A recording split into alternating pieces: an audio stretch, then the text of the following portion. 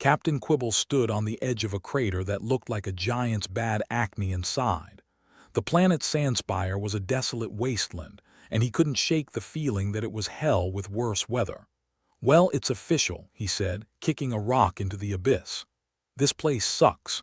Behind him, Lieutenant Gristle snorted, adjusting his helmet. "Sucks is an understatement, Captain. This place is like the universe's armpit after a marathon." Quibble chuckled, not because it was particularly funny, but because it was true. If Sandspire was an armpit, it had long passed the point of deodorant saving it. They were here to explore, sure, but maybe more importantly to get away from the bureaucratic hellhole that was the United Galactic Federation's main office. Paperwork could kiss his space suit-clad ass. He turned to his team, a ragtag bunch of misfits with more issues than a newsstand. Sergeant Noodles, the engineer who was better with machines than people. Dr. Spark, the medic who seemed more interested in experimenting on them than healing. And finally, Rookie, who was here because someone needed to keep the rest of them alive. "Okay, team. We have something sorta interesting over in that crater," Quibble said, attempting to muster some enthusiasm. "Let's hope it's not another rock." As they approached the crater, the ground trembled slightly, revealing a metallic structure buried beneath layers of sand and disappointment. Quibble raised an eyebrow. Well, what do we have here?" "I swear if it's another ancient vending machine, I'm going back to the ship." Noodles knelt down and brushed away the sand, revealing a series of alien symbols etched into the metal. "Looks like a gate of some kind. Maybe a singularity gate." "A singularity gate," Spark interjected, rubbing her hands together with glee. "That's fantastic. If it works, we could end up anywhere, or in a black hole. Could be either. Great. Just what I need." "A one-way ticket to oblivion," Rookie muttered, stepping back cautiously. They were interrupted by the blare of the ship's alarm, echoing across the barren landscape like a really sad trombone. "Incoming vessel," a robotic voice announced with less emotion than a toaster. Quibble sighed. "Perfect timing," he said, with the enthusiasm of a man about to get a root canal. "Let's see who decided to crash our party on this desolate dirtball." The alien ship landed with all the grace of a drunkard on roller skates. The ramp lowered, and a group of creatures shuffled out. They were tall, bipedal, with skin resembling the aftermath of an unfortunate accident with acid. Their leader stepped forward, raising a hand in what Quibble hoped was a friendly gesture. "I am Xylox of the Zarnaxians," the leader boomed, his voice like gravel in a blender. "We come in peace." "Peace, huh?" Quibble replied, squinting at the newcomers. "Funny, that's exactly what the last bunch said before they tried to eat us." Xylox gave a throaty laugh that sounded like gargled nails. "Rest assured, Captain, we have no interest in your flesh." "Well, there's a relief," Gristle said under his breath. "I was worried we'd have to start rationing." "What do you want, then?" Quibble asked, crossing his arms. "Our planet is gone," Xylox said, his voice suddenly heavy. "We fled from a war that consumed it. We seek a new home and food. Our supplies dwindle." Quibble exchanged a look with his team. "Looks like we have more than sand to deal with now," he murmured. "All right, Xylox. We're not exactly swimming in resources here, but we'll see what we can do." "Your generosity will not be forgotten," Captain Xylox promised, a hopeful gleam in his eye. "Let's just hope it doesn't get us killed," Quibble muttered to himself. As the humans and aliens began an awkward exchange of introductions and survival tips, Noodles continued to examine the gate, oblivious to the diplomatic ballet happening behind him. "Hey, Captain," he called out, "this thing's humming. I think it might actually work." Quibble turned back to the crater, intrigued. "Good news for once," he said, staring at the ancient device. "Let's just hope it doesn't hum us straight into a singularity." Behind them, the alien delegation was settling in, their ship a hulking reminder that Sandspire's population had doubled in less time than it took to cook instant noodles. Quibble looked at Xylox, who was supervising his people unpacking what little they had. "So if we're sharing this lovely vacation spot, I guess we should come up with some rules," agreed Xylox said, nodding. "First rule, don't eat each other," Gristle laughed. Good start. Maybe we could throw in something about not summoning any ancient cosmic horrors with the gate, too. Xylox tilted his head, puzzled. Is that a common issue on your expeditions? You never know, Quibble said, shrugging. We've had some weird days. The two groups worked together to establish some semblance of order, which mostly consisted of don't die and don't kill anyone else. As the sun dipped below the horizon, casting Sandspire in a shadow that somehow made it even more depressing, Quibble sat with Xylox, sharing a meal that tasted like cardboard and regret. "What's your plan, Captain?" Xylox asked, his eyes reflecting the dying light. Quibble took a bite, chewed thoughtfully, and swallowed. Plan. Never been much for planning, but I guess it involves figuring out this gate, keeping us all alive, and finding a way off this rock. A plan as good as any, Xylox said, lifting his own tasteless ration. Here's to not dying horribly. Quibble clinked his ration pack against Xylox's. To living another miserable day. The night stretched on, and as the stars blinked down on them from the inky blackness, Quibble couldn't help but wonder if they'd find what they needed in that damn gate. But that was a problem for tomorrow. For now, they'd survived another day on Sandspire, and in this universe, that was about as good as it got. As the first hints of dawn began to creep over the horizon, Quibble turned to Noodles, who was still fiddling with the gate. Any luck? Noodles wiped sweat from his brow, his fingers stained with alien grease. Maybe. I've managed to get it to light up like a New Year's party, but no idea what it'll do when it's fully powered. Great, Quibble said, clapping him on the back. Let's just hope it doesn't send us to the wrong side of the universe, or worse, Spark added, her eyes gleaming with curiosity. The right side? And what's that supposed to mean? Gristle asked, raising an eyebrow. Wherever we end up, it'll be another mess to clean up, Spark shrugged. But who knows, maybe we'll stumble on a planet made of chocolate or something. I'd settle for anything that's not just more sand, Rookie grumbled, kicking at the dirt. Quibble chuckled, shaking his head. Guess we'll find out soon enough. You lot ready to roll the dice? The team nodded, some more eagerly than others. All right then, Quibble said, stepping up to the gate's control panel. Let's see where this bad boy takes us. He pressed a button, and the gate began to hum louder, the symbols glowing in an otherworldly light. The ground shook again, and a beam of light shot from the gate into the sky, splitting the air with a crackle like 1,000 angry cats. Well, that's new, Gristle observed, stepping back. Yeah, I never thought I'd see the day where a gate tried to outdo a fireworks display, Quibble muttered. As the beam intensified, the gate opened, revealing a swirling vortex of color and light. It was both terrifying and oddly beautiful, like staring into a kaleidoscope of doom. Here goes nothing, Quibble said, feeling a mix of excitement and dread. All aboard the Insanity Express. With one last glance at his team, he stepped toward the gate. Behind him, the aliens watched, their fate hanging in the balance of this mad gamble. In case we don't make it, Gristle said, clapping a hand on Quibble's shoulder. It's been a hell of a ride. Quibble grinned. Wouldn't have it any other way. With that, they stepped through the gate into the unknown. Whether they'd find salvation or disaster on the other side was anyone's guess. But in a universe full of chaos and unpredictability, it was just another day for Captain Quibble and his crew. And as the gate closed behind them, leaving only the ruins of Sandspire in their wake, one thing was certain. Things were about to get a whole lot more interesting. Captain Quibble had always believed there were two types of people in the universe: those who took life seriously, and those who understood that the universe didn't give a damn about pretensions.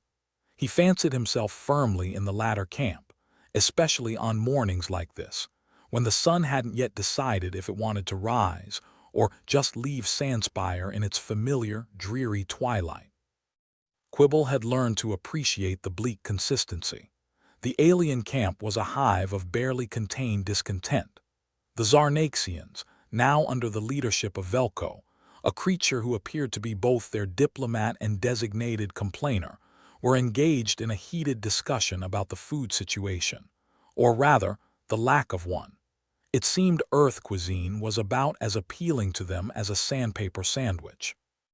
Quibble strolled over to where Velko was holding court, surrounded by a group of increasingly agitated Zarnaxians.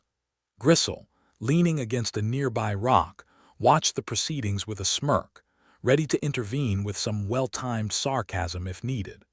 Velko, spotting Quibble, raised a hand in what might have been a Zarnaxian gesture of greeting or a signal to start a food fight.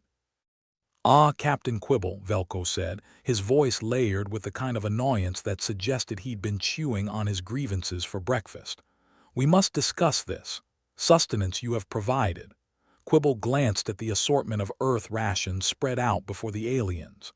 "You mean our finest, vacuum-sealed nutrition cubes. They are an acquired taste." Like despair in a box, Velko grimaced, a feat considering his face was already a disaster of folds and textures. "They are intolerable. Our digestive systems are unaccustomed to such flavors." "What flavors?" Gristle interjected, his voice dripping with mock innocence. "It's like eating cardboard with a side of existential crisis." Rookie, who'd been eyeing the scene from a safe distance, chimed in. "Come on, Velko. Humans have survived on these for years. They build character, or at least a strong stomach." Velko's eyes, a curious shade of what could only be described as sickly kale, narrowed. "Perhaps your species is more resilient than ours in this regard." "I wouldn't call it resilience," Quibble mused. "More of a desperate need to not starve. So, any preference?" "Vegan, gluten-free, or just something that won't kill you," Velko sighed, a deep, mournful sound that echoed through the barren camp. "We need something more, biologically compatible." "Biologically compatible," Gristle repeated, savoring the phrase like a particularly offensive joke. "Sounds like a dating app for masochists." Sergeant Noodles appeared, having finally dragged himself away from the Singularity gate. His face was smudged with grease and determination. "Did I miss anything? Or are we still debating what not to eat?" Quibble gave a resigned shrug. "Just the usual culinary crisis." "Well, maybe I can rig something up," Noodles offered, the glint in his eyes suggesting a plan that was equal parts brilliant and insane. "I mean, I've got a portable hydrogen converter and some questionable ethics." "Questionable ethics," Dr. Spark, seemingly appearing out of nowhere, perked up. "Now you're speaking my language." Velko, clearly out of his depth with the human penchant for gallows humor, looked between them all with the air of a man realizing he was surrounded by lunatics. "I appreciate your enthusiasm, but perhaps a more conventional solution." Quibble nodded, patting Velko on what he hoped was his shoulder. "All right, we'll see what we can do. But if you start craving sushi, we make no promises of finding a decent fishmonger out here." With the aliens temporarily mollified, the crew convened around the gate, the metallic structure casting long shadows across the sand. Quibble surveyed his team, a ragtag assembly of mismatched skills and personalities that somehow managed to save the day more often than they doomed it. "So," Quibble began, the hint of a grin tugging at his lips, "any chance we can jury-rig a food converter out of this gate?" Noodles shrugged, as non-committal as ever. "Well, it won't be gourmet, but I might be able to reconfigure the energy matrix." "Turn it into a rudimentary synthesizer." "Rudimentary?" Gristle asked. "I was hoping for something a little more fine dining and a little less culinary suicide." Spark tapped her chin thoughtfully. "If it fails, at least we'll know what not to do next time." "Optimism," Rookie quipped. "Now there's a novelty." Quibble clapped his hands together, the sound surprisingly sharp in the still air. "All right, let's give it a shot. Worst case, we end up with a food-like substitute. Best case, we avoid an interspecies incident." With that, the crew set to work, Noodles taking the lead with Spark assisting. Gristle and Rookie kept watch, their eyes darting between the aliens and the horizon, ever vigilant for the next disaster to roll over the dunes.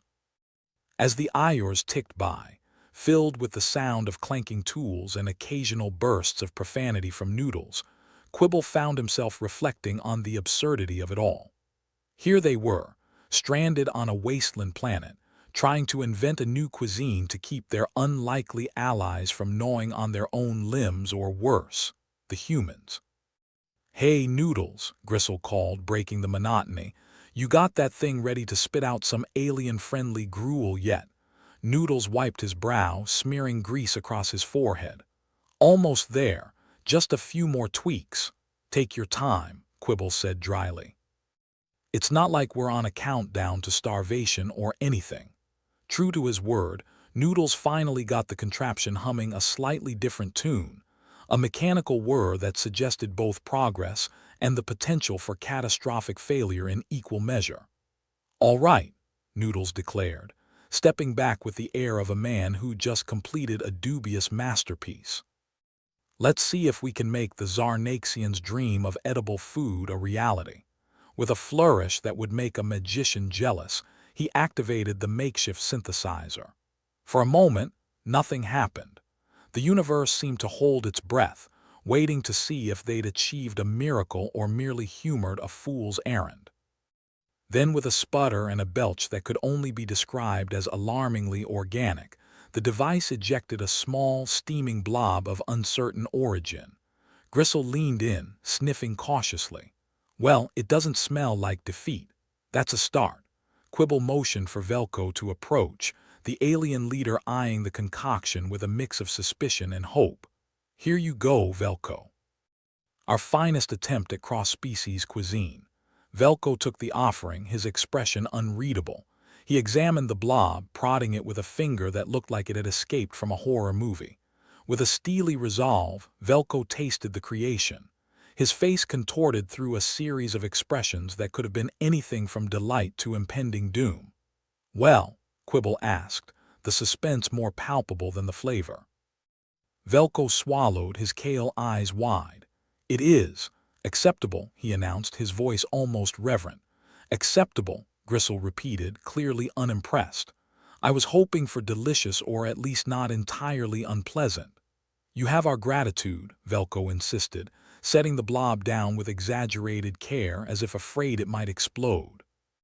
"This will suffice." Quibble nodded, satisfaction washing over him like a cold shower. "Glad we could help. Let's just hope it doesn't start a new trend."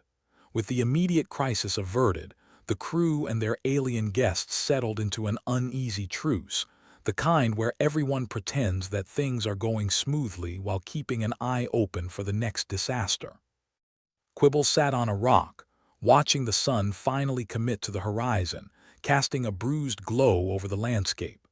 Nearby, Gristle was entertaining the aliens with tales of human misadventures, his words punctuated by laughter and the occasional huff of disbelief from Velko.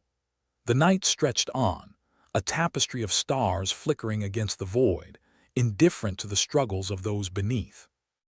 As Quibble looked up, he couldn't help but chuckle at the absurdity of it all, stranded on a god-forsaken planet, feeding aliens food that barely qualified as such, and somehow, against all odds, making it work. "Here's to another day," Quibble muttered under his breath, raising an imaginary glass to the sky. "And to whatever madness tomorrow brings." In the end, it was just another chapter in the ongoing saga of Captain Quibble and his crew, a tale of survival, snark, and the relentless unpredictability of the universe. Because really, what else was there to do but laugh, endure, and hope that the next meal was at least edible? Captain Quibble surveyed the scene, a symphony of chaotic engineering and culinary malpractice. The makeshift food converter Noodles and Spark had rigged was beginning to resemble a steampunk nightmare, all pipes and wires spilling out like the guts of some unfortunate mechanical beast. "All right, team," Quibble declared, injecting false cheer into his voice. "Let's see if we can turn another culinary disaster into less of a disaster, or at least not a war crime," Gristle added, arms crossed, leaning against the Singularity gate with a smirk that suggested he wouldn't be moving soon. "I'm not in the mood for another alien uprising over food." Quibble sighed, casting a glance at the Zarnaxians who were milling about like disgruntled spectators at a particularly bad theatrical performance. Velko stood at the forefront, watching with a mixture of skepticism and something that might have been the alien equivalent of hunger-induced rage. "Okay, Noodles," Quibble said, clapping his hands together. "What have you got for us?" Noodles, elbow-deep in a mess of wires and components, looked up with grease-smeared pride. "We've recalibrated the matrix so it should spit out something more textured. You know, with a bit more chew and a little less glue." "Textured," Rookie echoed, raising an eyebrow. "Isn't that just a fancy way of saying lumpy?" "Everything's better with texture," Gristle said with a grin. "Except maybe relationships. Or interspecies diplomacy," Rookie quipped, earning a chuckle from Gristle. Dr. Spark, who had been calibrating some dubious-looking vials, chimed in. "Whatever it is, it can't be worse than the dehydrated despair cubes we started with." Velko, having overheard, made a sound somewhere between a cough and a growl. "Is this truly the best your technology can offer?" "Hey, we're working with limited resources here," Quibble protested, gesturing at the desolate landscape as if to emphasize his point. "It's not like Sandspire is the culinary capital of the universe." "Though it could be," Gristle mused, "if you like sand and disappointment." With a final adjustment that looked suspiciously like a prayer, Noodles hit the switch on the converter. The machine rumbled ominously before releasing a plume of steam and a soft whirring sound. As the crew gathered around, hopeful or hopeless, Noodles extracted the first product of their labor. It was a blob again. But this time it was a slightly more colorful blob, with hints of green and orange swirling through it. It jiggled ominously, like it might decide to grow legs and head for the hills. "Voila," Noodles announced, gesturing to the creation with all the flair of a deranged chef. "Alien-friendly cuisine, take two." Velko approached the blob with caution, his eyes narrowing in suspicion. "And this is truly safe." "Safe is such a subjective term," Spark commented, earning a side-eye from Quibble. "Think of it as a taste adventure," Rookie added helpfully, as if offering a brochure for a questionable holiday destination. Velko hesitated but finally took the plunge, sampling the concoction with deliberate slowness. As he chewed, the crew watched with bated breath, a peculiar mixture of curiosity and dread. "It's less offensive," Velko finally managed, the words coming out like they were being dragged over a bed of nails. "Less offensive," Quibble repeated, nodding sagely. "That's practically a Michelin star from an alien. High praise indeed," Gristle added, his sarcasm as thick as the blob's texture. Encouraged, Noodles tried another batch, this time aiming for a different blend of flavors. The machine whirred and churned, releasing an odor that was vaguely reminiscent of burnt toast and regret. "What's that smell?" Rookie asked, wrinkling his nose. "Progress," Noodles replied, with the kind of optimism usually reserved for kamikaze pilots. Dr. Spark leaned in, eyeing the latest blob with scientific curiosity. "If we survive this, I think I might have a new field of study." "Alien gastronomics," Gristle suggested. "More like the effects of culinary trauma on interspecies relations," Spark countered. The next attempt produced a blob that was somehow even more peculiar, a vibrant purple mass that seemed to absorb the sunlight, growing darker and more foreboding with each passing second. "Are we sure this isn't alive?" Rookie asked, poking it with a tentative finger. "Only one way to find out," Quibble said, cutting a slice and offering it to Velko, who accepted with the resignation of a man who'd seen too much. Velko chewed, his expression shifting through a kaleidoscope of emotions before settling on what could be called, generously, mild approval. "It is. Intriguing, intriguing," Gristle repeated, nodding. "I think that's alien for barely edible." "I'll take it," Quibble declared, raising an imaginary glass. "Here's to mediocrity." With the Zarnaxians placated, if not entirely satisfied, the crew took a moment to breathe. It wasn't a solution, but it was something. A stopgap measure to stave off hunger and interspecies unrest. As the stars began to flicker into view, the crew settled around the still-smoking remains of their culinary experiment. The air was filled with the scent of charred ambitions and questionable science, but for the moment, it was enough. Quibble sat down beside Gristle, the two of them watching the horizon where the last traces of sunlight were smothered by the advancing night. "You ever think about going back to Earth?" Gristle asked, breaking the silence.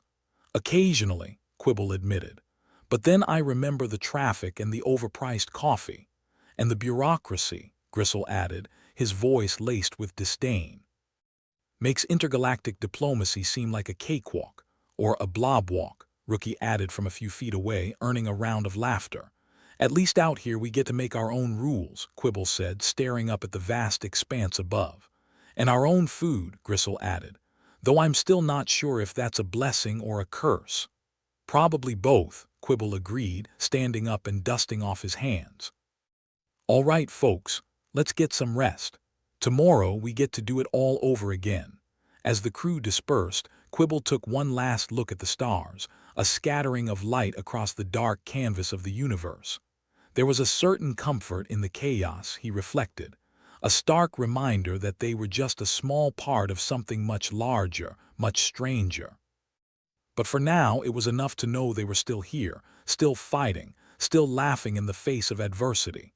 And if tomorrow brought new challenges and new culinary catastrophes, well, they were ready. After all, they'd survived worse. "Sleep tight, team," Quibble called out, his voice carrying across the camp. And as the crew settled into their makeshift beds, the night folded around them like an old, worn cloak, heavy with possibility, alive with the promise of another day. Captain Quibble wasn't one for sentimentality, mainly because sentimentality had the annoying habit of leading to disappointment. As the Sandspire night closed in around them, he found himself briefly indulging in the fantasy of a quiet evening. It was a fleeting fantasy, dashed to pieces by the reality of a malfunctioning singularity gate, a tinkling reminder that the universe had a sense of humor as perverse as his own. The gate, a towering edifice of inscrutable alien design topped with flickering lights that might have been important once, was doing its best impression of a disgruntled teenager. It buzzed, it hummed, and it expelled sparks with alarming frequency. And then there was the whirring, a sound that suggested either imminent disaster or a really bad techno concert.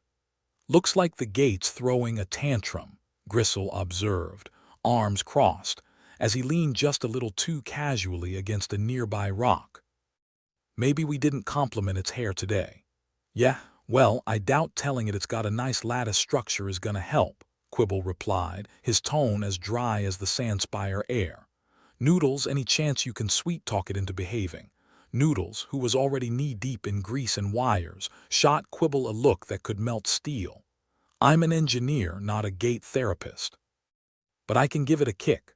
"That's the spirit," Rookie chimed in, eyes glued to the gate as if it might explode, which, given their luck, was entirely possible. The Zarnaxians, led by Velko, watched the humans with expressions that ranged from mildly amused to outright skeptical. Velko, his arms folded across his chest, was clearly not convinced this ragtag group of mismatched idiots could handle the situation. "Is this normal?" Velko asked, gesturing at the gate. "For us," Quibble shrugged. "About as normal as a rainstorm in a desert, which is to say not at all, but here we are."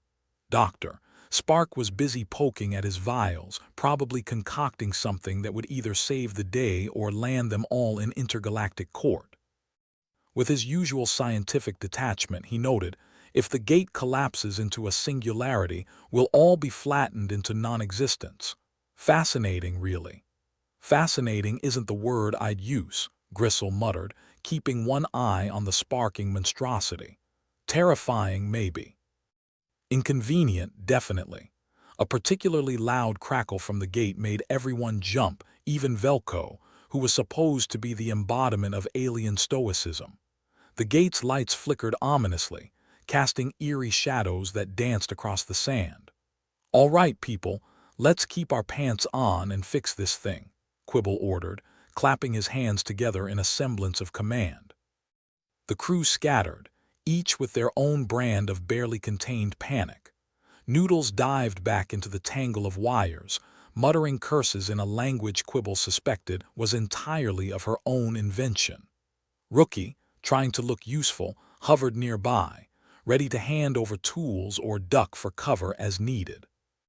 Gristle, meanwhile, sauntered over to Quibble, his expression that of a man who'd seen far too much and not nearly enough good of it.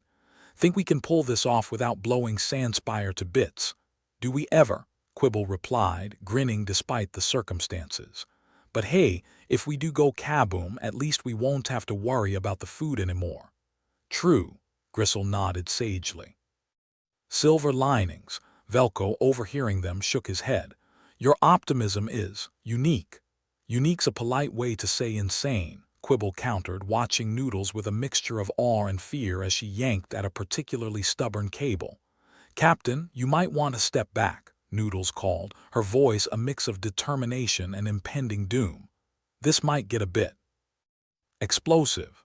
Quibble took a prudent step backward, gesturing for Rookie and Gristle to do the same. Velko and the Zarnaxians followed suit, albeit with a certain air of disdain, as if they'd never seen a Singularity gate throw a fit before. Amateurs. The gate continued its mechanical symphony of discontent, the whirring reaching a fever pitch. Noodles, not one to be deterred by mere mortal peril, kept at it, wrenching the gate's guts into something resembling order. "I swear, if this thing survives, I'm demanding a raise," she grunted, pulling on a lever that looked suspiciously like it didn't belong there. "You and me both," Rookie added, though Quibble suspected he was more interested in surviving than negotiating salary increases. The machine's cacophony hit a crescendo, a symphony of chaos that made Quibble's teeth rattle. Then all at once it stopped. The silence was deafening, leaving them all staring at the gate in disbelief. "Did we fix it?" Rookie asked, his voice filled with a mix of hope and disbelief. Velko approached cautiously, his eyes narrowed. "Or did we simply delay the inevitable?" Quibble shrugged, offering a lopsided grin. "Either way, we're still here, and the planet's still in one piece, so I'm calling it a win." Noodles, emerging from the mess looking like she'd gone 10 rounds with a particularly aggressive oil spill, nodded. "For now. But I've jury-rigged it with hopes and duct tape. That thing's as stable as a politician's promise." "Great," Gristle said, clapping her on the back. "So about as reliable as our food converter."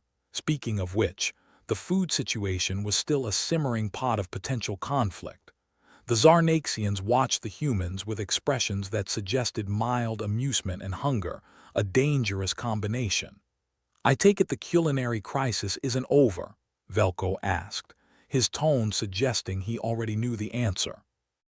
"Not unless you enjoy the taste of desperation," Quibble replied, glancing at the food converter, which sat silent and foreboding like a judgmental aunt at Christmas dinner. "Well, at least now we won't be sucked into oblivion," Spark noted, ever the fan of morbid silver linings. "And we get to keep experimenting with interspecies cuisine," Rookie added, his forced cheerfulness almost commendable. Quibble sighed, eyeing the food converter with a mix of hope and dread. "All right, team. Let's see if we can concoct something a little less offensive today. Noodles, you up for another round with the beast?" "Depends," she replied, wiping her hands on her already filthy jumpsuit. "Any chance we can make something that's not a war crime?" "Hey, a little less poison and a little more flavor, and we'll be golden," Gristle quipped, earning a chuckle from Rookie. Velko watched the exchange with that inscrutable expression that seemed to be a Zarnaxian specialty. "And if you cannot, then I suppose we'll have to get creative," Quibble said, his tone suggesting that creativity was just another word for desperation with a paint job. The food converter, as if sensing it was once again the center of attention, emitted a low hum. Not an entirely comforting sound, but at least it wasn't exploding. Yet. "All right, everyone," Quibble clapped his hands, trying to muster some semblance of authority despite the absurdity of their situation. "Let's see if we can't whip up something that won't kill us, or cause an intergalactic incident." Noodles, never one to shy away from a challenge, rolled up her sleeves and approached the converter with the look of a woman who'd been wronged by a particularly stubborn toaster. "If this thing spits out another blob, I'm throwing it into the Singularity gate myself." "Let's not get too hasty," Quibble said, watching as Noodles began fiddling with the levers and dials with the determination of a mad scientist on a caffeine high. Rookie watched with wide eyes, a mix of awe and terror. "You sure you know what you're doing?" "Do I ever?" Noodles shot back, a grin tugging at her lips. The converter spat and hissed, like a cantankerous cat being forced into a bath. Steam billowed out, and Quibble half expected it to start spewing out insults or perhaps a sarcastic haiku. Instead, it produced a blob, because of course it did. But this time the blob had a slightly more appetizing hue, a deep blue with flecks of white that almost looked intentional. Almost. "Well, it's not gray," Gristle observed, peering at the latest creation with cautious optimism. "And it's not jiggling," Rookie added, poking it with a finger. Velko approached, his expression one of resigned curiosity. "And this is edible as anything else we've made," Quibble replied, gesturing at the blob as if presenting a fine wine. "Care to give it a try, Velko?" The Zarnaxian leader hesitated, then took a bite. His reaction was a study in restrained disgust, but he managed to swallow and nod. "It is. Different."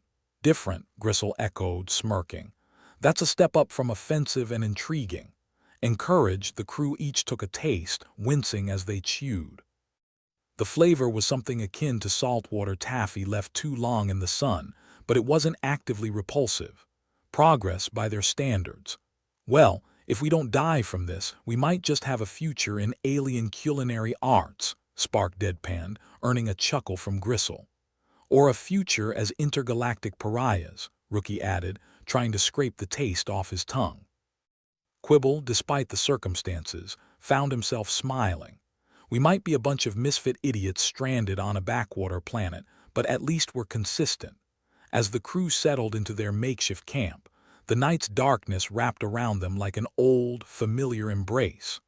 The stars above continued their eternal dance, indifferent to the small lives struggling below. Quibble stretched out on the sand, content in the knowledge that they'd live to fight another day. The Singularity Gate had been tamed, the food crisis was temporarily averted, and they were all still in one piece.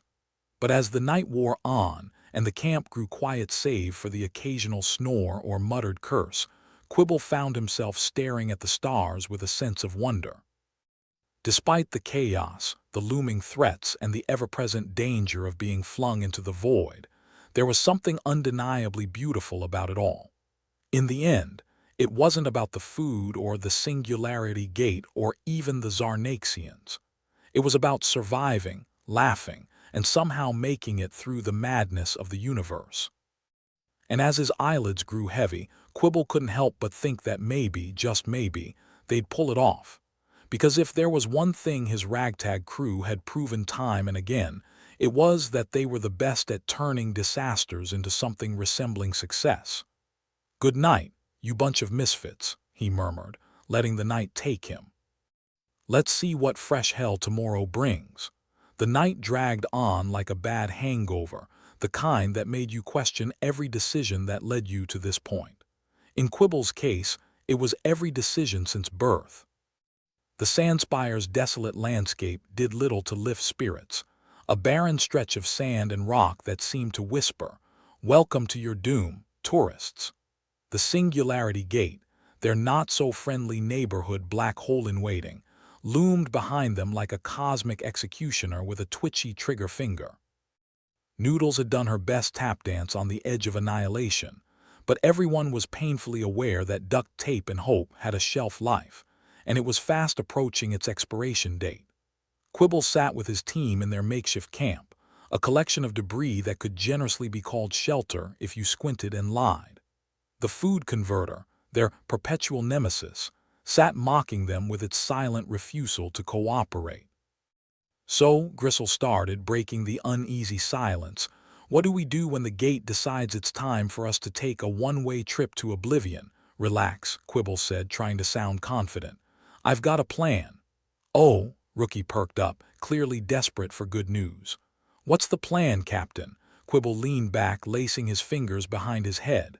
"Simple. We panic, run around in circles, and scream until we pass out. Not a terrible plan, Gristle admitted. Definitely better than trying to reason with a malfunctioning alien tech.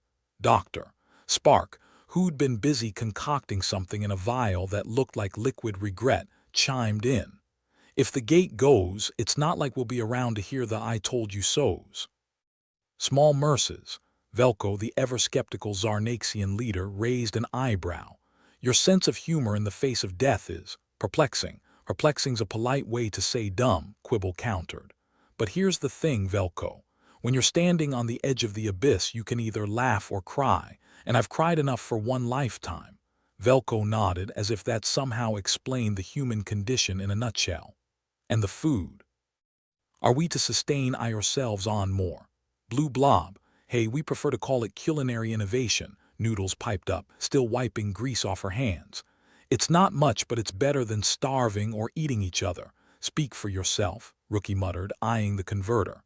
Cannibalism's starting to sound like a viable dietary choice. We're already a bunch of savages, Gristle added with a grin. Might as well embrace our inner beasts. Quibble rubbed his temples, trying to keep the last shreds of his sanity from unraveling.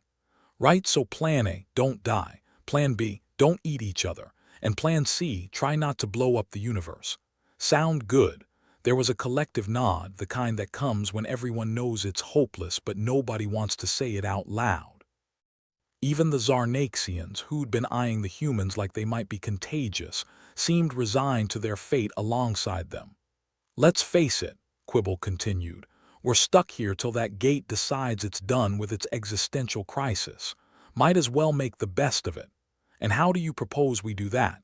Velko inquired, his voice as dry as the sands around them. Well, Quibble mused, we could share horror stories.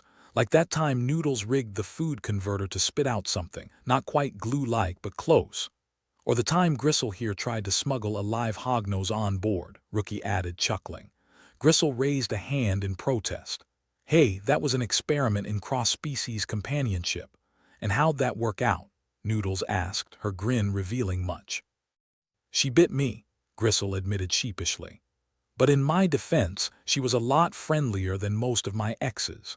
The laughter that followed was more relief than humor, a shared moment of camaraderie that pushed back the encroaching darkness, if only for a moment. Their moment of levity was interrupted by the all-too-familiar groan of the Singularity gate firing up again, a mechanical growl that sent a shiver down everyone's spine. Like a charging bull, it seemed to say, I dare you to try and stop me. Noodles cursed under her breath, once again diving into the mess of wires and alien tech like a woman possessed.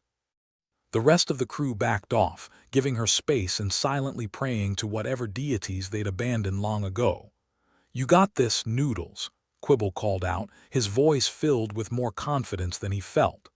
Yeah, don't distract me, Noodles snapped, yanking on a particularly stubborn cable. I'm trying to keep all our atoms on the same side of reality. The gate sputtered, its ominous hum rising to a crescendo before it suddenly died again, leaving behind an eerie silence. See, Noodles emerged, looking both triumphant and exhausted. Nothing to it. Just another day in paradise, Gristle remarked, leaning back against a rock. Velko, who'd been observing the proceedings with an expression that suggested he was either fascinated or horrified, or both, nodded slowly. Your resilience is commendable. Commendable's a polite way to say reckless, Quibble said, offering a half-smile. As the night wore on, the chilling winds of Sandspire whispered secrets only the desert knew. With every passing ire, the food crisis gnawed at their collective patience like a rabid rat. The blob they'd managed to produce earlier had lasted longer than expected, but now they were down to the last morsels, and desperation was starting to rear its ugly, hungry head. Rookie poked at the remaining blob with a stick. So, who's gonna be brave enough to finish this? Brave or stupid? Gristle asked, cocking an eyebrow. What's the difference? Noodles replied, plopping down beside them. Spark, ever the pessimist who found solace in his vials of doom, shrugged. At this point, one could argue stupidity is a form of bravery. Quibble sighed, looking at his ragtag crew of misfits. They were tired, hungry, and slowly unraveling at the seams. But despite everything, they were still there, still fighting and still determined to make it out alive. Or at least as alive as anyone could be after surviving an ordeal like this. "All right, folks," Quibble said, his voice carrying the weight of leadership and desperation. "We need to figure out how to stretch what little we've got left. And if we can't," Velko asked, ever the realist, "then we do what we do best," Quibble replied with a wry grin. "We improvise and hope for the best." The dark humor in his words struck a chord, drawing a few smiles and chuckles from the crew, because if there was one thing they all understood, it was the universe's perverse sense of humor. Rookie looked up at the stars, those indifferent observers of their plight. "You think anyone's out there watching us? Laughing at us scrambling around like ants? If they are," Gristle said, stretching out on the sand, "I hope they're at least taking notes. Might learn what not to do in a crisis." "Or how to redefine it," Spark added, sipping whatever concoction he'd been working on. Quibble settled back, the weight of leadership a familiar burden on his shoulders. "There's probably some alien race out there watching us and thinking, glad we're not those idiots." "Hey," Noodles said with a grin, "better to be an idiot with a plan than a genius without one." Quibble chuckled, nodding. "True, and besides, we're the best idiots out here, and when this is all over we'll have the best stories to tell. Assuming anyone's left to hear them," Gristle pointed out. The laughter that followed was tinged with a sort of grim acceptance, a shared understanding that in the end they were all in this together. Misfit idiots, stranded on a backwater planet, facing the universe's cruelest jokes, and doing it with style. As the night stretched on and the stars continued their eternal dance above, Quibble found a strange sense of peace amidst the chaos. Because despite everything, the hunger, the fear, the looming threat of annihilation, they were still here, still fighting, still laughing in the face of the abyss. And in the grand scheme of things, that was something worth holding on to. The universe, in all its infinite wisdom and boundless cruelty, had a knack for presenting solutions wrapped in barbed wires of complication. Case in point, the alien microbes that might, just might, transform Earth's food into something less likely to kill Velko and his gang of Zarnaxians. Dr. Spark, with the enthusiasm of a scientist who'd spent too long in a lab, decided to share this epiphany while everyone was trying and failing to sleep. "Hey!" Dr. Spark shouted, shaking a vial that glowed ominously in the dim light of their makeshift camp. "I think I've found a way to make Earth food palatable for our alien friends," Quibble groaned, rubbing his eyes. "Spark, if this is another one of your liquid regret concoctions, I swear—" "No, no, hear me out," Spark insisted, his eyes alight with a manic gleam.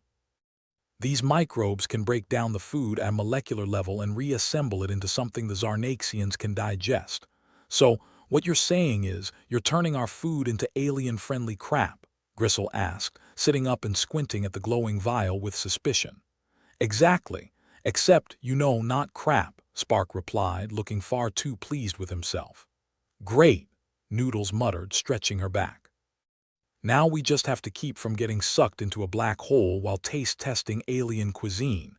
Perfect two-birds-one-stone scenario." "Look, it's not a complete solution," Spark admitted. "But it buys us time. And time is something we don't have in abundance," Rookie pointed out, eyeing the Singularity gate that continued its ominous rumble in the background. "What's the catch?" Spark hesitated, which wasn't exactly reassuring. "Well, there's a teensy chance it could make the food toxic to humans." Quibble rolled his eyes. "Of course there is. Can't have good news without a side of potential doom. So what's the risk?" "Like 50-50, Spark ventured, scratching his head. 50-50, Velko repeated, his expression unreadable. "Interesting odds. Better than the odds of that gate not swallowing us whole," Gristle pointed out, ever the optimist. "I'd take those chances any day." Quibble sighed, unable to ignore the logic in Gristle's sarcastic remark. "All right, let's give it a shot, but I'm not volunteering as a guinea pig." "Seconded," Rookie agreed quickly. Noodles, ever the pragmatist, stepped up. "I'll do it." Can't be worse than eating more of that blue blob. This was greeted by a chorus of half-hearted cheers, the kind that suggested everyone was just thankful it wasn't them. Noodles took the vial from Spark, eyeing the contents as if it might leap out and bite her. "To not dying a horrible death," she said, raising the vial in a mock toast before downing it in one swift motion. Everyone held their breath, waiting for Noodles to either keel over or declare herself the new messiah of intergalactic food preparation. Thankfully, she merely grimaced. "Tastes like regret," she concluded, grimacing. "But not immediately lethal. That's the best review we've had in weeks," Quibble remarked, his tone dry as ever. With a potential solution, albeit a risky one, to the food crisis in hand, Quibble turned his attention back to the Singularity Gate. That looming menace wasn't going anywhere unless they found a way to stabilize it, and soon. "Noodles," Quibble said, his voice laced with the authority of a man reluctantly accepting his fate. "Think you can manage another dance with death?" She nodded, already moving towards the tangled disaster of wires and alien tech that constituted the Singularity Gate's control panel. "If I don't, we'll all be taking a one-way trip to the other side." "Need any help?" Rookie offered, though the sheer terror in his eyes suggested he hoped she'd say no. "Just keep cheering for me," Noodles replied, a hint of a smile playing on her lips. "Cheer we shall," Gristle said, clapping Rookie on the back. "Right after we figure out how not to get ourselves vaporized." As Noodles dove back into her work, Velko approached Quibble, his demeanor as inscrutable as ever. "You humans have a fascinating approach to problem-solving, reckless and half-baked," Quibble asked, raising an eyebrow. "Creative," Velko corrected, the closest he'd come to a compliment. "It makes sense now why your species has survived. You adapt." "Adapting's just a fancy word for winging it," Quibble replied, watching Noodles wrangle with her mechanical nemesis. "We're particularly good at that." The gate let out a groan reminiscent of an old man getting out of bed, shuddering as if throwing a tantrum. Noodles cursed, her voice muffled by the massive electronics she'd buried herself in. "Everything all right?" Spark called out, bouncing nervously from foot to foot. "No, but we're not dead yet," Noodles shot back, yanking at a particularly stubborn component. "So that's something. Something's better than nothing," Gristle chimed in, surveying the grimy mess that was their collective existence. But only barely. The crew waited, tension hanging in the air like the stale smell of failure. Quibble felt the weight of every second ticking by, the knowledge that they were one misstep away from oblivion gnawing at his insides. "How's she holding up?" Rookie asked, eyes flitting between Noodles' determined form and the gate's menacing silhouette. "Noodles or the gate?" Quibble replied, voice laced with resignation. "Both. One's giving us a fighting chance and the other's trying to kill us. So, business as usual." Meanwhile, Noodles continued her battle, fingers moving with a precision that belied the chaos around her. It was a dance of desperation, each move a careful calculation in the high-stakes game they found themselves in. "Okay," Noodles called out finally, her voice echoing with a mix of triumph and exhaustion. I think I've got it." The Singularity Gate's ominous hum faded, replaced by an eerie silence. It wasn't quite the triumphant fanfare one might hope for, but it was something. "Good job, Noodles," Quibble said, relief easing some of the tension in his shoulders. "Now let's hope it stays that way." "Hope's just optimism in disguise," Spark remarked, ever the pessimist. "Better than nothing," Rookie replied, grinning despite himself. As the crew gathered around, the weight of their situation hung heavy, but there was a new sense of determination. The microbes might not be a perfect solution, but they were something. The gate might be unstable, but it was a problem they could work on. And in the grand scheme of things, that was more than they'd had yesterday. "Looks like we're not dead yet," Gristle said, stretching his arms above his head. "That's a win in my book. Low standards make for happier lives," Velko observed, watching the humans with a mixture of amusement and admiration. "Low standards and a lot of luck," Quibble added, casting his gaze towards the stars. Those indifferent celestial bodies had borne witness to their struggles, yet still hung as obstacles to their freedom. But mostly luck, Noodles echoed, flopping down on the sand with a weary grin. The night dragged on, each moment etched with the knowledge that they were living on borrowed time. Yet despite the looming threats and the endless uncertainties, there was a grim sort of camaraderie binding them together. "So, what now, Captain?" Rookie asked, looking to Quibble with an expression that spoke of both hope and weariness. "Now," Quibble replied, leaning back and allowing himself a rare moment of relaxation. "Now we try to survive till morning, then we wing it some more." "Life motto right there," Gristle said, raising an imaginary glass. With the Singularity Gate temporarily subdued and the food crisis on hold, Quibble found a strange sense of peace amidst the chaos. Perhaps it was the knowledge that his ragtag crew wasn't going to die just yet, or maybe it was the realization that they were all in this together, for better or worse.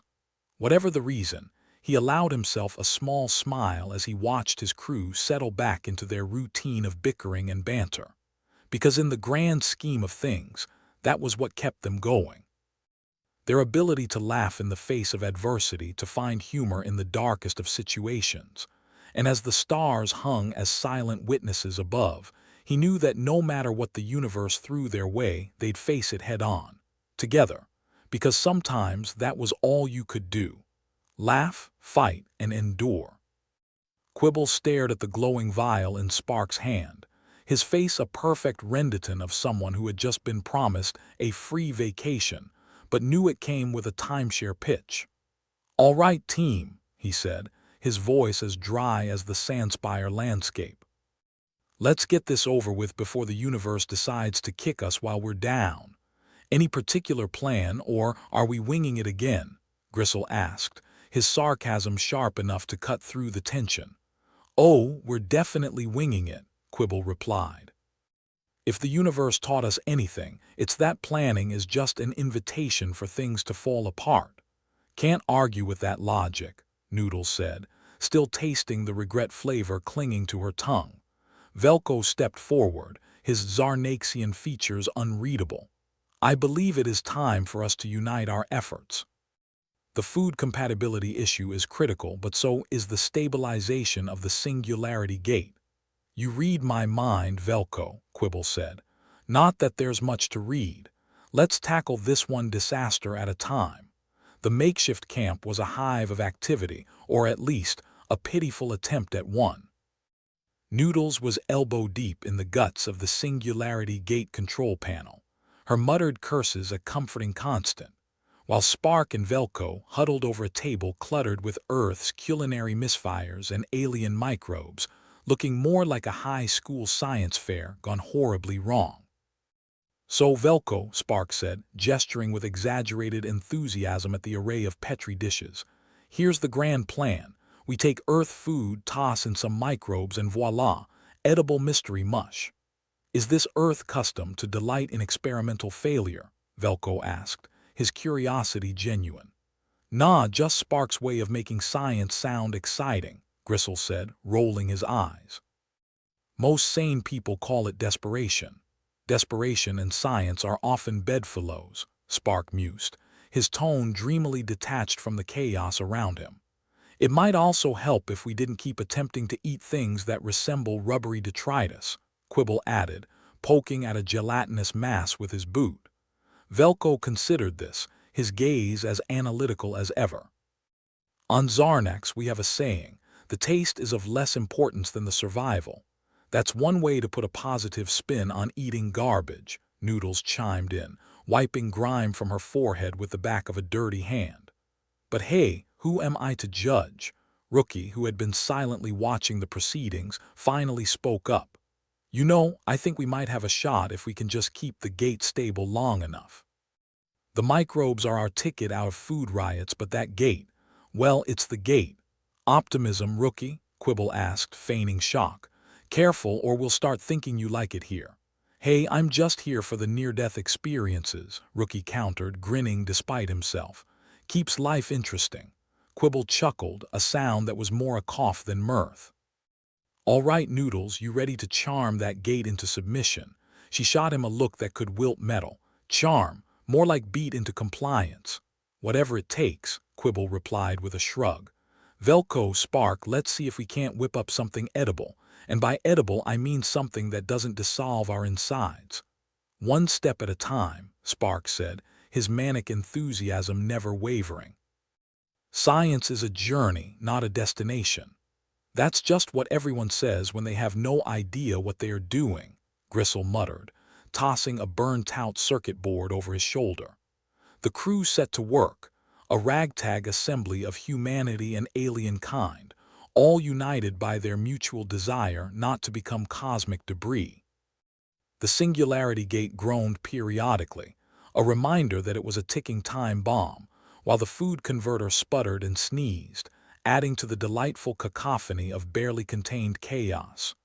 Noodles was a force of nature, her hands moving with the kind of precision that only came from years of coaxing stubborn machinery back to life.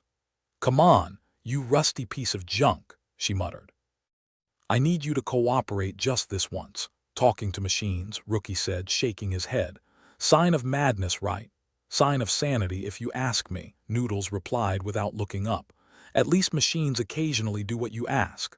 "Unlike humans?" Quibble asked, eyebrow raised. "Exactly," Noodles said with a grin. Meanwhile, the makeshift lab was a flurry of activity. Spark and Velko were a mismatched pair, but their shared enthusiasm for culinary chemistry was infectious.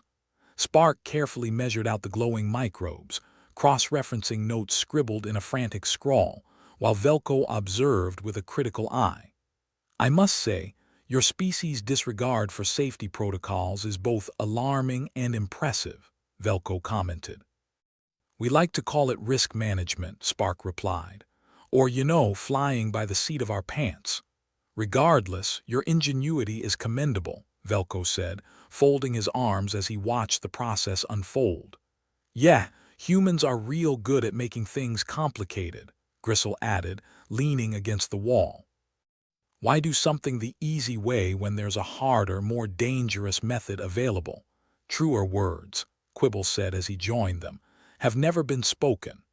The food converter wheezed ominously, but to their collective surprise, it hummed back to life with a semblance of cooperation.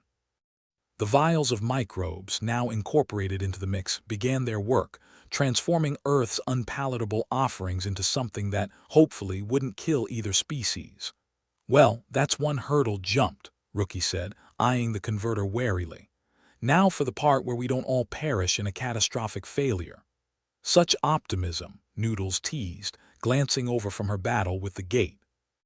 "Hey, I'm just trying to keep the positive vibes going," Rookie replied.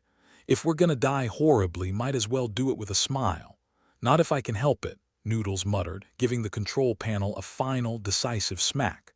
The gate shuddered once more, then quieted as if conceding defeat. "All right, I think we're in business. For now," she announced, stepping back to admire her handiwork. "Business is good," Quibble said, relief evident in his tone. "Now let's see if our culinary experiment pays off." The team gathered around as Spark presented the microbial feast, the result of their combined efforts. It wasn't pretty, chunks of reformed sludge interspersed with ambiguous lumps, but it was the best they could hope for under the circumstances. "Who wants to be the first to test it?" Quibble asked, his question met with silence and pointed looks in Spark's direction. "You invented it, you try it," Gristle said, nudging Spark forward. "Ah, the things I do for science," Spark lamented, picking up a forkful of the transformed sludge and examining it with a critical eye. "Here's hoping it doesn't liquefy my insides." With all eyes on him, Spark took a tentative bite, chewing with exaggerated care. The room held its breath, waiting for a reaction. "Well," Quibble prompted, unable to hide his curiosity. Spark swallowed, his expression a mix of surprise and cautious optimism. "Not bad, it's like soggy cardboard with a hint of salty sadness." The crew let out a collective sigh of relief, even as they exchanged skeptical glances. "Soggy cardboard," Rookie said, shaking his head. "Never thought I'd look forward to that." Better than glue-like, Velko offered, his tone almost cheerful. Well, if Spark's still breathing, I suppose that's a good sign, Quibble reasoned. Velko, your turn. Velko, ever the picture of Zarnaxian composure, sampled the dish with the same meticulous care. His stoic expression betrayed nothing, but after a moment he nodded slowly. It is acceptable. High praise, Noodles quipped, earning a chuckle from Rookie. With the immediate crisis averted, the team allowed themselves a brief moment of respite. The food, while far from gourmet, was palatable enough to stave off the imminent threat of a hangry alien uprising. The gate, though still a looming threat, was temporarily at bay. Quibble leaned against a nearby crate, surveying his mismatched crew with a sense of pride. They'd faced the impossible, and against all odds, they'd managed to come through with their skins intact, more or less. So, Gristle said, raising an imaginary toast. To not dying a horrible, preventable death. Always something to celebrate, Quibble agreed, clinking his imaginary glass against Gristle's. The night air was cool, a welcome contrast to the day's heat. As the stars twinkled overhead, distant and indifferent, Quibble couldn't help but feel a grudging sense of hope. Maybe they weren't out of the woods yet, and maybe the universe still had plenty of cruel jokes up its sleeve, but for now they were alive. And sometimes surviving was victory enough. Now what, Captain? Rookie asked, breaking the silence. Quibble considered the question, a dozen potential disasters competing for his attention. But in that moment he decided that tomorrow's problems could wait. Now we rest, Quibble said, his voice carrying a note of unexpected warmth. Tomorrow we'll face whatever fresh hell the universe throws at us. Sounds like a plan, Noodles said, stretching out on the sand with a contented sigh. And if nothing else, Spark added, at least we've got soggy cardboard. With that, the crew settled into the familiar rhythm of banter and vigilance, their laughter echoing into the night. They were a ragtag group of misfits, thrown together by circumstance and bound by shared struggle. But as Quibble watched his crew, he realized that maybe, just maybe, they had a fighting chance after all. Because in the grim darkness of space, sometimes the best you could do was laugh, survive, and hope for the best. And that, as far as Quibble was concerned, was enough for now. The morning after their culinary adventure, the crew was up and about, each of them bleary-eyed but grateful to be alive and relatively unscathed. The Singularity gate sat in the distance, a hulking mass of ominous metal that groaned periodically like an old man rising from a too-soft couch. It loomed over their makeshift camp like an unpaid debt, a reminder of their precarious situation. Captain Quibble, despite his best attempts to look nonchalant, was already scheming. Right, crew, we've got aliens to impress and a Singularity gate to keep from swallowing us whole. We're aiming for not dead as our baseline today. Any complaints? Living the dream, Captain, Gristle replied, stretching his arms and cracking his neck. Always wanted to be a cosmic janitor. Noodles fiddled with the gate's control panel, her expression one of grim determination. You know, if I had a credit for every time I saved our collective asses, I'd be sipping cocktails on a beach somewhere. Instead, I'm here, sweet-talking a piece of machinery older than my grandmother. Does your grandmother rumble ominously, too? Rookie asked, earning a smirk from Quibble. Only after her third pint, Noodles retorted, not missing a beat. Meanwhile, the Zarnaxians were uncharacteristically animated. Velko, their designated liaison, was in a spirited discussion with Dr. Spark, their hands flying as they gestured at the food converter, which had miraculously survived the night without exploding or deciding to become a sentient overlord. Your species' ingenuity is commendable, Velko was saying, his tone as inquisitive as ever. Though I must admit, it's baffling how you manage to achieve anything with such unorthodox methods. We like to keep things interesting, Spark replied, a grin plastered across his face. Desperation and science are often bedfellows after all. That explains a lot, Rookie muttered from the sidelines, to which Gristle added, and here I thought madness was the secret ingredient. The team gathered around the food converter, their experimental buffet of transformed sludge on display. The Zarnaxians, despite their usual stoicism, were visibly intrigued. It was rare to see an alien species willing to ingest something humans had tampered with, but these were desperate times. Quibble clapped his hands together, breaking the tentative silence. "All right, folks, let's not stand on ceremony. Think of it as a cultural exchange. We share our culinary disasters, and in return, you don't start an intergalactic incident." Velko nodded sagely, his features as unreadable as ever. "On Zarnax, we have a saying, better an honest mistake than a deliberate insult." "Wise words," Gristle said, raising an imaginary glass again.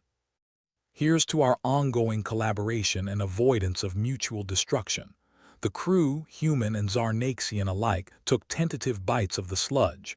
It was a bizarre sight, a motley crew of interstellar misfits, united by necessity and the universal desire not to starve. "Well, it's textured," Rookie offered, chewing thoughtfully. "And just on the right side of not glue-like."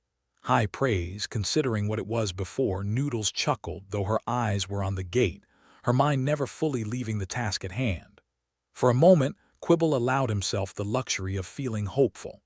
The Zarnaxians, despite their initial skepticism, seemed genuinely appreciative. Velko even smiled, or at least Quibble assumed it was a smile. With Zarnaxians, it was hard to tell. It could just as easily have been indigestion.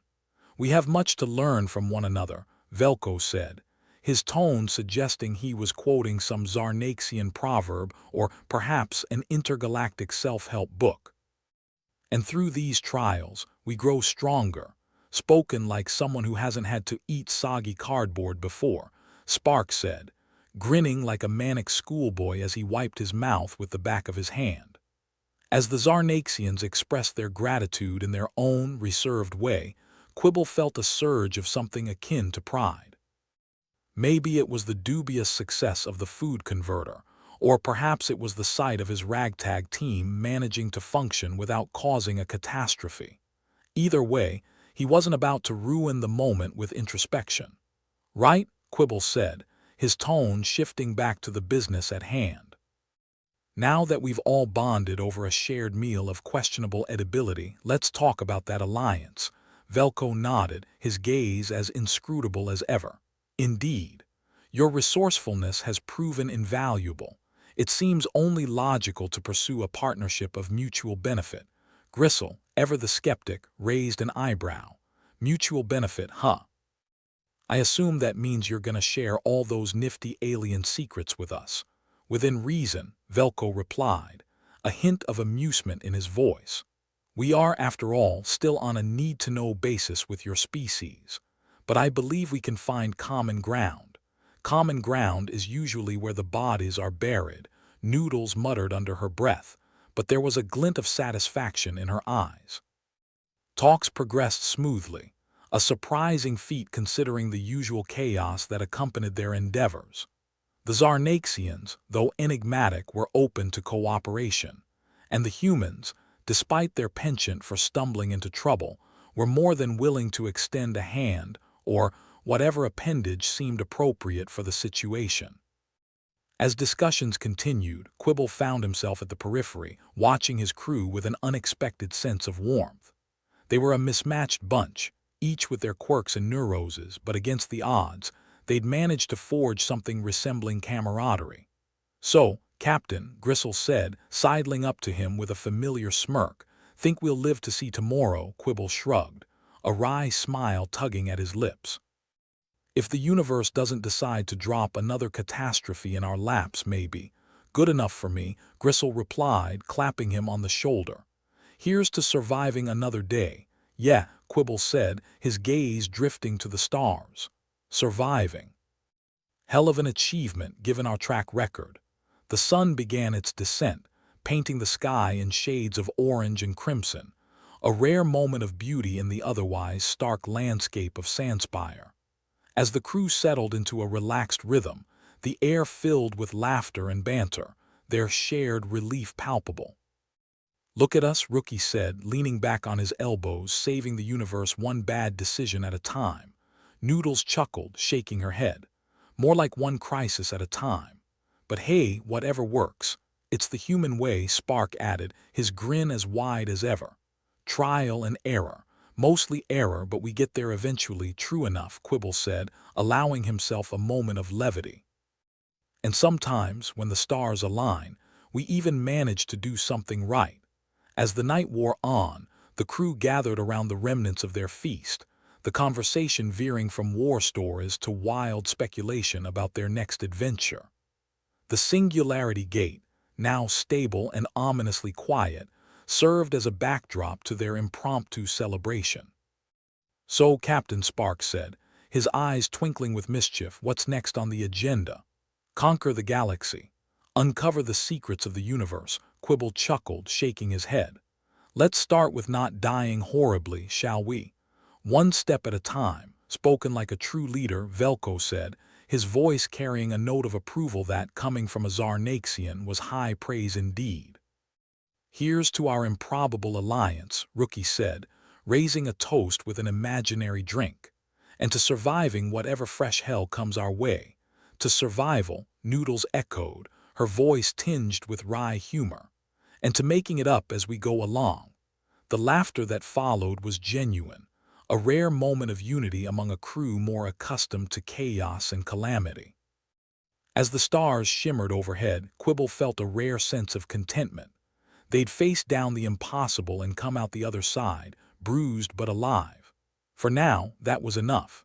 Because in the vast, indifferent expanse of space, sometimes the best you could hope for was improbable alliances and the hope of another sunrise.